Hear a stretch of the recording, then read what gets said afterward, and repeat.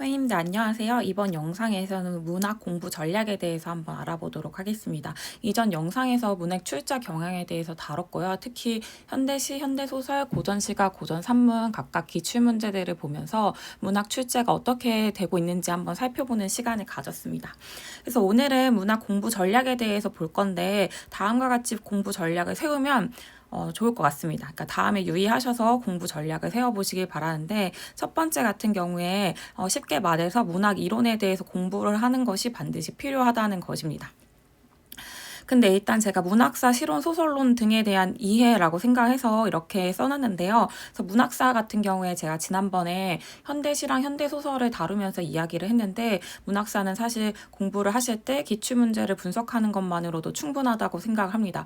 그래서 한국 현대 문학사나 한국문학 통사와 같은 두꺼운 책을 통독하실 필요는 없다고 생각이 들고요. 다만 기출문제 분석에서 가령 이전에 저희가 같이 봤던 그 레디메이드 인생과 날개가 나왔던 기출문제에서 보면 1930년대 소설 경향에 대해서 쓰여 있는 게 있는데요. 만약에 선생님들께서 그 문제에 대해 공부를 하신다면 당연히 그 경향에 쓰여 있었던 구체적인 작품이나 작가가 누구인지 한번 파악을 해보시고 그 작가나 작품이 사실 웬만하면 정말 중요한 작가들이어서 이미 다 기존의 기출 문제로 나와 있습니다. 그래서 이 기출 문제를 관련된 텍스트를 보시는 것만으로도 충분하다고 생각합니다. 그래서 기출 문제 중에서 문학 영역 같은 경우에는 그 문학사 순서대로 대체로 그러니까 작품이 창작된 순서랑 또 이 작품이 어느 작가인지 혹은 어느 경향 어떤 내용으로 이루어져 있는지 크게 묶어서 순서대로 공부를 하시면서 그냥 자연스럽게 문학사 순서대로 공부를 하시는 것 정도로 충분하다는 생각이 듭니다. 그리고 또 제가 여기 깊이 있는 이해라고 썼는데요. 이게 바로 이번에 있는 내용이랑도 좀 이어지는 부분이긴 한데요. 청소년을 위한 교재가 기존에 많이 나와 있죠. 하지만 저희는 아무래도 이제 청소년을 가르치는 자로서 입장이고 또 그러한 교수자로서 필요한 역량들과 지식들을 채워야 하는 입장이기 때문에 청소년 수준의 공부를 하는 것은 절대 지양해야 하는 일이라고 생각합니다. 그래서 예를 들어서 선생님들께서 문학 공부를 하실 때 해법문학과 같은 책들을 많이 보는데요. 사실 해법문학과 같은 자습서는 되게 두꺼운데 사실 그게 영역별로 두꺼운 책이지만 사실 최대한 많은 작품을 넣고 이 작품에 대한 개괄적 피상적 이해에 머물고 있습니다. 그래서 학생들 같은 경우에는 익숙하지 않은 작품을 만나게 되면 저희와 같은 입장이 아니라 뭐 문학사에 대한 지식이나 문학 이론에 대한 지식이 많지 않기 때문에 그냥 익숙하지 않은 작품만 뭐 등장해서 이 작품만 보게 돼도 되게 굉장히 부담스러워하죠. 그래서 이 학생들 같은 경우에는 이 작품에 대한 뭐 주제나 이 작가가 누군지 되게 피상적이고 개괄적인 이해만으로도 도움이 되는 경우가 있습니다. 그래서 학생들을 위해서 만들어진 교재가 해법 문학이라는 생각이 들고 물론 이 책 같은 경우에도 매년 개정이 되지만 저희가 지난번에 박시전에 대해서 같이 봤었는데요. 제 기억에 그 해법 문학이 예전에 뭐 개정되기 전에 그것도 비교적 좀 최근 뭐 책이었던 것 같은데 거기에만 해도 박씨 부인전 소개가 될 때 병자호란에서의 그 패배했다는 것을 역사적 사실을 부인했다 이런 식으로 쓰여져 있거든요. 그래서 사실 해법문학은 저희와 같이 깊이 있는 공부를 하는 사람들에게는 필요하지 않다고 생각이 들고 보는 것이 물론 도움은 되겠지만 저는 그 해법문학을 보는 게 절대 효율적인 공부로 갈 수 없다고 생각합니다. 왜냐하면 그 해법문학 같은 경우에 그 건수도 많고 양도 많지만 전부 다 최대한 많은 작품을 넣고 그 조금 뭐 개괄적 이해로나마 이 작품을 접해보지 않은 학생들에게 도움을 주고자 만들어진 자습서이기 때문에 저희와 같이 깊이 있고 논리적인 사고를 요구하는 문제를 만났을 때는 도움이 되지 않는다고 생각해요. 그래서 청소년 수준의 지식을 제공하는 책들을 보는 것보다는 그보다 좀 더 깊이 있는 지식을 그리고 좀 더 논리적인 사고를 쫓아갈 수 있는 그런 책을 보시는 것을 추천합니다. 그래서 이게 2번이랑도 이어지는데요. 그래서 제가 계속 형식 스키마라는 단어를 쓰고 있는데 사실 뭐 저희가 공부하고 있는 걸 전부 다 막 쪼개보면 뭐 내용 스키마이기도 하고 뭐 형식 스키마인 것도 있고 하지만 사실 그냥 제가 구조적인 거, 논리적인 거, 그 사고적인 거 접근이 중요하다는 의미에서 계속 이 단어를 쓰고 있고요. 그 정도로 이해를 해주시면 좋을 것 같습니다. 그래서 마찬가지로 그 해법문학 수준에서 공부를 하게 되면 사실 기계적이고 개괄적 이해에 머무른다는 생각이 들어요. 그래서 같은 맥락에서 전문 분석이나 해법문학을 가지고 공부하는 것은 지향하는 게 맞다고 생각합니다. 제가 또 그 메일이나 DM으로 많은 선생님들로부터 전문 분석을 해야 할까요? 전문 분석 도움이 되나요? 와 같은 내용에 대해서 많이 질문을 받는데요. 그리고 또 이거랑 단권화를 언제 해야 될까랑 단권화는 정말 안 해도 될까요? 이런 질문들도 많이 받는데요. 분명히 전문 분석하는 거나 해법 문학을 보는 거나 단권화 하는 것이 당연히 효과는 있을 수 있습니다. 하지만 제가 생각했을 때는 절대 효율적인 공부는 아니라고 생각하고요. 왜냐하면 그 전문이라는 것이 당연히 한 소설의 그 전문 이를테면 3대나 저희가 그런 걸 읽는다고 하면 사실 되게 길잖아요. 그 작품이. 근데 이 작품에서 사실 정말 중요한 저희가 봐야 하는 것들 혹은 이 연구자가 주목한 것들 주목한 텍스트는 되게 일부라는 생각이 들거든요. 그래서 전문을 보는 것은 도움이 안 되는 게 아니고 효과가 없는 공부는 아니지만 효율적이지 않은 공부라고 생각을 해요. 선생님들이 만약에 진짜 보신다면 선본인 텍스트를 보셔야 되는데 이 선본 텍스트라는 것을 말하자면 그러니까 분석하기에 가장 좋은 텍스트를 얘기를 합니다. 그래서 이러한 텍스트를 보시려면 선생님이 그냥 전문을 보시지 마시고요. 평가원이나 혹은 EBS 수능 연계교재에 수록돼서 문제화된 혹은 저희가 기출문제를 보거나 아니면 관련된 논문이나 책을 보신다고 했을 때 거기에 용으로 가져온 텍스트를 읽는 것으로 아주 충분하다고 생각합니다. 그리고 제가 이 선본 텍스트를 보라는 의미에서 여기 지금 써놓은 것들 이렇게 써놓은 것들도요, 선생님께서 구태여 어떤 논문이나 텍스트를 꼭 찾아서 봐라 이런 의미보다도 기출문제 중심으로 보시되 더 이해가 잘 안 되는 부분 혹은 작품만 언급되거나 작가만 언급돼서 내가 찾아봐야 하는 경우에 평가원이나 EBS 이런 등에 수록되어 있는 관련 가장 중요한 문제화된 연구자들이 연구를 많이 한 그 선본 텍스트를 보라는 의미입니다. 그래서 이 세 번째로 다시 넘어가 보려고 하는데요. 이것도 좀 비슷한 내용인데요. 계속 기출문제를 분석하실 때 계속해서 상호 텍스트성을 고려해서 학산적으로 공부를 해 나가실 때 당연히 이때 가장 좋은 텍스트, 가장 문제가 많이 된 거, 연구가 많이 된 거 위주로 보시면 된다는 것입니다. 그래서 저희 같은 경우에는 아무래도 임용시험이 평가원이 출제를 하다 보니까 평가원에서 출제한 가장 양질의 문제인 평가원 고3 문학 기출 관련된 문제를 보는 게 문학 공부에서 특히 도움이 많이 된다고 생각합니다. 그래서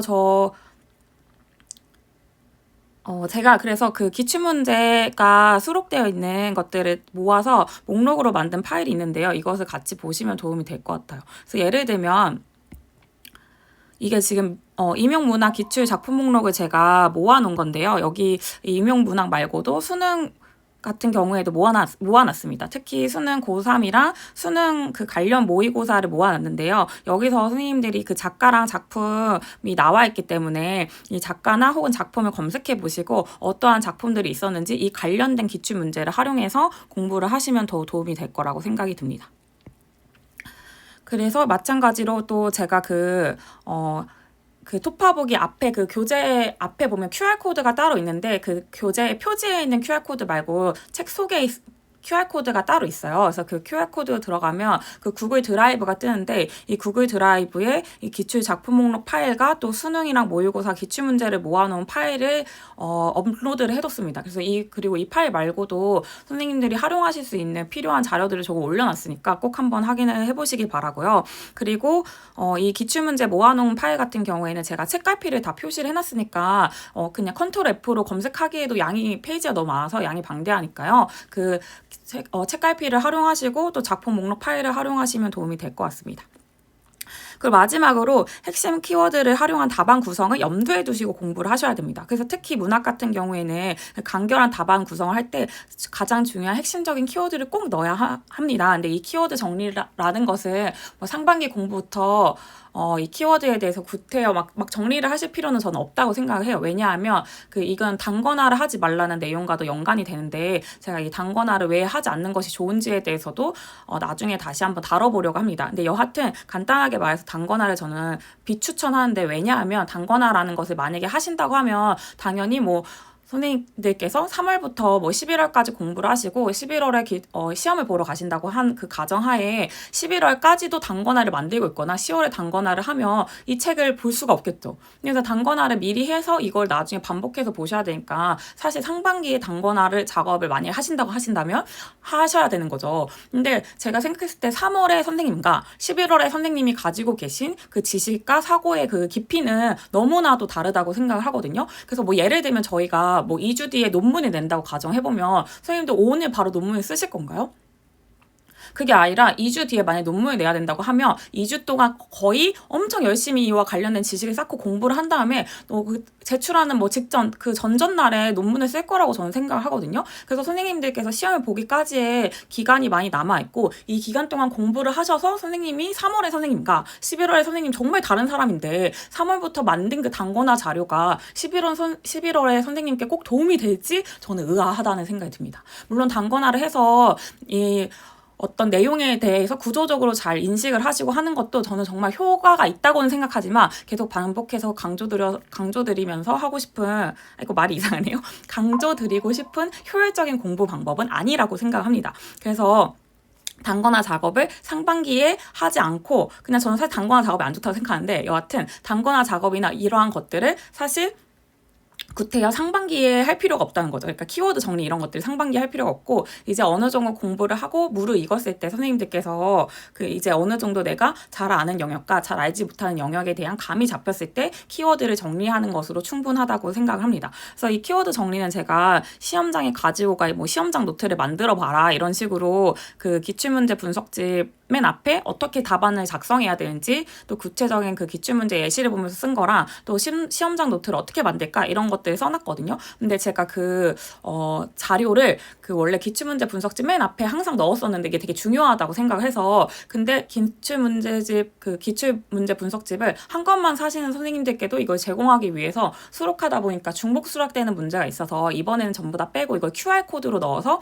드라이브에 따로 올려놨거든요. 근데 이 드라이브에 따로 올려져 있는 자료는 전 정말 중요한 자료라고 생각을 해요. 그래서 선생님들께서 문제를 어떻게 접근하고 어떻게 답안을 작성하셔야 되는지에 대한 엑기스를 담고 있는 거니까 꼭 한번 확인을 해보시기를 다시 한번 당부드리고요. 그래서 시험장 노트를 단거나 이런 건 중요하지 않다고 생각하고 저는 그 시험 당일날에 뭐 40분 정도의 쉬는 시간에 무엇을 보면 좋을까, 내 마인드 컨트롤 어떻게 할까라고 생각했을 때 이런 시험장 노트를 만드는 게 중요하다고 생각합니다. 그래서 간단하게는 이렇게 상반기에 선생님들 공부를 하시고 이제 하반기에 내가 인출 잘 못하는 것들을 그때 시험 바로 직전에 인출할 수 있는 용도로 간단한 노트로 만들어 보자입니다. 그래서 아무리 뭐 길게 해도 A4용지 10장 이하로 만들면 된다고 생각하고 그 10장도 막 엄청 촘촘하게 내용이 있는 게 아니라 제가 아주 간단하게 예시를 만들어 봤는데 내가 문제를 풀 때 이런 것들을 많이 놓친다 하면 뭐 이렇게 써보는 거죠. 그래서 문제는 기본적으로 발문과 작성 방법 지문을 잘 봐야 되는데 내가 가지수를 잘 놓치면 가지수 놓치지 않게 하자. 그 인용할 때 정확하게 인용하기. 2019 A6 안민가를 그 안민가 문제를 혹시 풀어보신 선생님들께서는 잘 아실 것 같은데 여기 보면 사랑하실 어미라는 구절이 있어요. 근데 저는 여기서 인용하실 때 사랑하실만 해야지 어미가 들어가면 절대 틀린다고 생각하거든요. 이게 왜 그러냐면 이게 사랑하실 어미라고 했을 때 이 사랑하실이라는 어떤 구체적인 내용 때문에 여기에 의미가 부여된 거지 어미 아비로 접근했을 때 가면 뭔가 가치 판단이 그 읽고 있는 청자의 잘못된 가치 판단이 들어갔다고 오해할 수가 있는 거죠. 그래서 인용할 때는 사랑하실만 이 인용되어야 된다고 생각하고 이 관련된 부분을 제 그 기출문제 분석집에 더 자세하게 써놨으니까 혹시 지금 그 문제를 아직 안 풀어보셨거나 기억이 안 난다면 관련된 페이지를 다시 한번 보시기를 추천해 드립니다.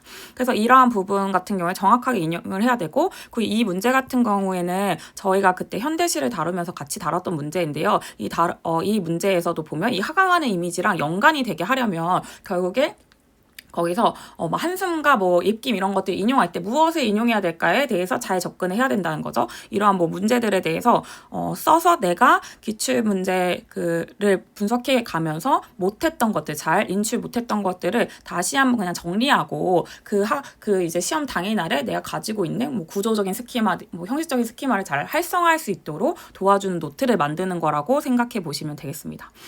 그리고 또 거꾸로 생각하기라고 제가 이름을 그냥 정해봤는데요. 이게 뭐냐면 선생님들께서 문학 이론이나 아니면 대비되는 키워드를 보시고 오히려 역으로 접근할 때 더 뭔가 시험 문제를 접근하기에 더 쉬울 수 있다고 생각이 들어서요. 내가 잘 생각하지 못하는 것들을 미리 써놓고 만약에 자화 세계라는 말이 나온다면 자화 우위, 세계 우위, 상호 우위 이러한 식으로 접근할 수 있는데 이런 식으로 내가 자아와 세계라는 단어가 나왔을 때 어떤 지식을 활성화할 수 있을까? 내가 잘 인출 못한 게 뭐가 있을까? 혹은 어떤 소재나 대상, 인물에 대한 태도가 이중적이고 양가적이고 이런 식으로 뭔가 단편적이지 않을 때 내가 이런 것들 인출을 잘 못한다면 계속 이중성이라는 그런 키워드를 써놓고 이걸 바탕으로 거꾸로 생각해서 문제를 풀 수 있도록 접근을 하는 거죠. 그래서 이러한 것들 제가 뭐 예시를 많이 그냥 써놨는데요. 사실 제가 뭐 시험장 노트를 그 선생님들께서 잘 쉽게 이해하실 수 있도록 예시를 만들려고 이런 것들을 만들었던 거지, 여기 썼던 내용이 사실 그렇게 엄청나게 뭐 중요하고 이런 것들은 사실 아닙니다.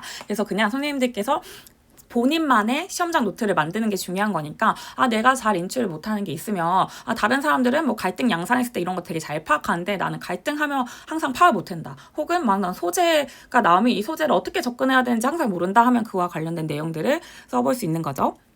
다시 돌아와서요, 문학 공부 전략과 관련해서 기출문제 분석이 아주 중요하다는 것을 다시 한번 강조해 보려고 합니다. 근데 이 기출문제 분석의 중요한 이유에 대해서는 모두 잘 알고 계시고 또 익히 공감하실 거라고 생각을 합니다. 다만 이 기출문제 분석에서 어느 정도까지 깊이 있게 학산형으로 공부를 하라는데 어느 정도로 넓게 공부를 하라는 건지 이해가 가시지 않을 수도 있다는 생각이 들어요. 그래서 말로만 설명하면 좀 이해가 잘 안 갈 것 같아서 기출문제를 가지고 와서 직접 어느 정도 수준으로 분석하면 되는지에 대해서 한번 이야기를 나눠보려고 합니다. 그래서 저희가 그 지난 고전산문에서 2020 B9번과 B10번을 같이 했죠. 근데 여기 B10번을 다시 한번 가져왔습니다. 왜냐하면 여기서 애정전기 소설의 특징을 묻고 있는데, 물론 이 부분 선생님들께서 고전산문에 대해서 공부를 하시면 삽입시랑 또 인기교환 혹은 명언 모티프에 대해서 공부를 하시게 되기 때문에 이 부분 어렵지 않았을 거라는 생각은 드는데요. 이 부분도 사실 그 과거에 나왔던 2013-31번 문제를 보면 충분히 대비할 수 있는 문제였다라는 생각이 듭니다. 그래서 이 문제를 보면 여기서 실제로 인용된 가와 나 작품 같은 경우에는요, 당연히 두 개가 인용됐으니까 두 작품이겠죠? 근데 실제로 여기에 두 작품만 인용이 됐지만 이렇게 많은 작품들이 언급이 되어 있습니다. 그럼 당연히 언급된 작품들에 대해서 공부를 하는 것이 중요하다고 생각합니다. 그래서 여기에 보면 이 가나를 알고 이걸 바탕으로 보기에 있는 내용들이 맞는지를 파악할 수 있어야 하는데요. 여기 다음과 같이 이걸 촘촘히 읽어서 기출문제 분석을 해보는 것이 필요하다는 것입니다. 그래서 여기 아까 아까 보기의 내용을 제가 다시 한번 여기 띄워볼게요. 그래서 예를 들면 이 기역, 니은, 디귿, 리을, 미음에 대해서 다 공부를 하셔야 되는데, 이 기역에서 보면 가에서 전라는 주인공의 지향 가치를 성취하는 데 장애가 되었다면 나에서는 주인공의 지향 가치를 성취하는 계기가 되었다라고 나옵니다. 그래서 가는 이생규 장전이었죠.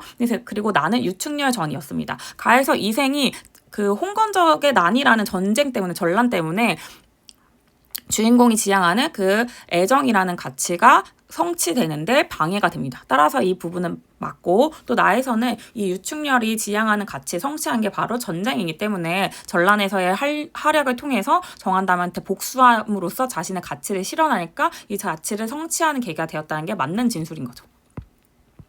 그리고 계속해서 니은을 보겠습니다. 니은은 수삽성남이라는 작품인데, 수삽성남은 그 주군이가 그 재생에서 금지된 사랑을 나눴다는 모티프가 들어가 있는 대표적인 명언 모티프가 들어가 있는 대표적인 설화입니다. 그래서 이 설화 같은 경우에 이 관련된 내용인데요. 이 명언 모티프는 수삽성남 등 이른 시기 서사 문학에 등장하고 구운몽과 심생전 등의 변형된 형태로 활용되었다라고 납니다. 근데 이 구운몽과 심생전에는 명언 모티프가 드러나지 않고요. 다만 구운몽에는 적강 모티프, 그 심생전은 대표적인 애정 전기 소설의 계보 중에 하나인데요. 저희가 아까 B10번에서 애정 전기 소설을 했잖아요. 근데 이 애정 전기 소설을 할 때 당연히 심생전이 언급이 됐으니까 애정 전기 소설의 계보에서 이거 공부를 하셨어야 되는데, 이 애정 전기 소설의 계보에서 이 전통에서 얘기는 하지만 심생전에 애정은 있지만 전기성은 드러나지 않는 작품입니다. 그래서 이 관련된 부분을 선생님들께서 공부를 하실 때 이 정도는 저는 짚고 넘어가야 된다고 생각을 하거든요. 그래서 이 내용에 대해서 공부를 하셨으면 이 B10번 을 푸실 때 좀 더 도움이 되셨겠죠? 그 디귿을 같이 보겠습니다. 이 디귿 같은 경우에 보면 여기에 문예의 조예가 있는 남녀의 애정결합이라는 표현이 있는데요. 이게 사실 별거 아닌 것 같지만 이게 기출문제를 왜 꼼꼼히 분석해야 되는지 잘 알려주는 복이라고 생각을 합니다. 여하튼 이 부분은 이후에 다시 또 얘기하겠습니다. 결합과 비극적 이별이 나타나는데 이는 이후 애정류 전기소설인 주생전과 운영전에 계승되었다라고 납니다. 그래서 여기서 보면 문예의 조예가 있는 이라는 말은 사실 시짓는 능력을 얘기하는 것이기 때문에 즉 삽입시와 연관이 되는 내용입니다.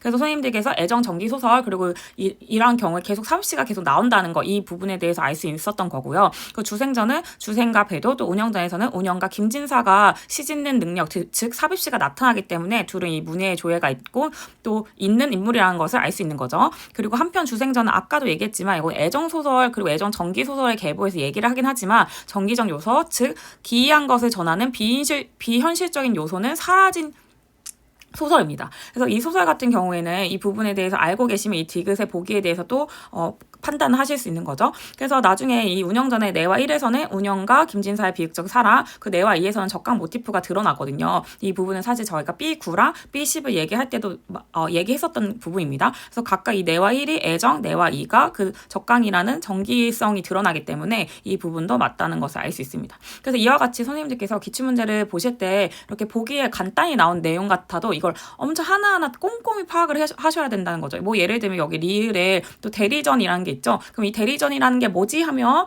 그 내용에 대해서도 공부를 해보실 수 있는 거죠. 그래서 이와 같이 보기가 그냥 보기를 읽으시고 선생님들께서 그냥 OX로 판단하고 넘어가지 마시고 이게 어떤 단어, 이 개념이 어디서 온 건지, 그래서 무엇을 얘기하는 건지, 이 개념과 관련된 작품, 내용이 뭔지를 한번 보시라는 거죠. 그래서 이 부분을 잘 공부를 하시면 기출문제를 정말 꼼꼼하고 깊이 있게 공부를 하실 수가 있습니다. 그리고 이 다음 같은 경우에는 이제 2009-25 문제를 가져왔는데요. 이 문제 같은 경우에는 선생님들께서 여기 또 이 내용들이 나와 있잖아요. 그래서 이 내용들도 당연히 깊이 있게 공부를 하실 때 다 연결해서 공부하실 수 있는 만한 요소가 되게 많다는 생각이 듭니다. 근데 여기서 이 마 같은 경우에 보면 여기 은근과 끈기라는 내용이 나오거든요. 근데 제가 아까 어떤 그냥 나온 단어도 그냥 사실 아무 맥락 없이 나온 게 아니라 어떤 문학사 내에서 아니면 문학적인 뭐 연구사 내에서 막 중요한 개념들, 중요한 것들이 나오니까 이거에 대해서 초점을 맞춰서 공부를 해보라 라고 얘기를 드렸잖아요. 근데 여기서 보면 은근과 끈기라는 게 사실 따옴표에서 이미 뭔가 좀 이게 원래 있는 뭐 개념 단어인가 이렇게 유추를 하실 수 있을 거라고 생각하거든요. 그래서 이건 사실 조윤재 선생님이 그 우리나라 민족시가의 특질들 중에 여러 가지 있는데 그 중에 제시했던 개념 중에 하나입니다. 근데 사실 이게 저는 깊이 있게 있는 공부하는 게 좋다고 생각하는데 이거 그러니까 이 공부를 하는 과정에서 계속 제가 강조했었던 그 논리적으로 타당하게 답을 쓸 수 있는 능력, 내가 논리적으로 사고할 수 있는 능력을 키우는 것을 위해서 중요한 거지. 선생님들께서 막 은근과 끈기 뭐 두어라 이런 거를 막 달달 외워야 된다고 생각하지 않거든요. 그래서 여기서도 제가 그냥 가볍게 읽어보시기만 하세요라고 써놨는데. 이러한 좀 사실 예전에 소개된 개념들 중에서 오늘날 비판받고 있는 내용도 되게 많습니다. 그래서 이러한 내용은 사실 엄청 깊이 있게 공부하실 필요 없다고 생각하는데, 다만 이 내용에서 소개가 됐으니까 한번 그냥 읽어보시고 이런 내용이었구나, 어떤 식으로 접근하는 거구나 라고만 그냥 관심을 가지시고 읽고 이해하고 넘어가면 될 것 같습니다. 그래서 기출문제를 깊이 있게 분석하는 거 너무 중요한데 막 선생님이 뭐 또 좀 많이 내용이 지난 사양된 내용을 막 깊이 있게 파고드는 것은 필요하지 않다는 거죠. 그래서 같은 맥락으로 문학사를 뭐 공부하실 때도 막 한국문학통사 이런 거 꼭 보지 말라고 말씀드리고 싶습니다. 그리고 이번에 또 이거를 가져왔는데요. 이거 올해 이번에 나왔던 문제인데 여기 보면 그 나의 그 시간의식에 대해서 나오잖아요. 시간은 어쩌고 하면서 그러니까 자연적 시간과 심리적 시간에 대해서 나오는데 저는 사실 이것도 항진의 시조를 선생님들 기출문제 분석하시면서 하면 되게 힌트가 돼서 쉽게 뭐 접근할 수 있는 문제였다는 생각이 들거든요. 그래서 이 문제를 보면 여기에 지금 2013 25번 문제를 가져왔습니다. 그래서 여기서 보면 동짓달 기나긴 밤을이라는 항진이의 그 시조가 여기에 보충 자료로 인용이 됐죠. 그래서 이 내용은 보면 이 장소와 관련해서 장소와 관련해서 노래하는 장소가 소망이 이루어지지 않는 결핍된 공간임을 나타내고 유사한 특성이 나타나는 경우와 비교하면서 이 작품을 가져왔습니다. 그래서 이 정가정가 그 항진이의 시조를 볼 때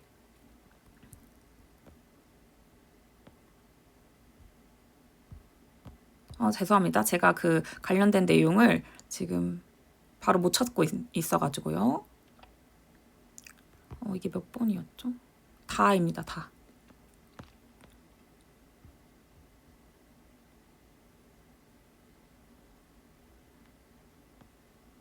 여기 있네요, 제가.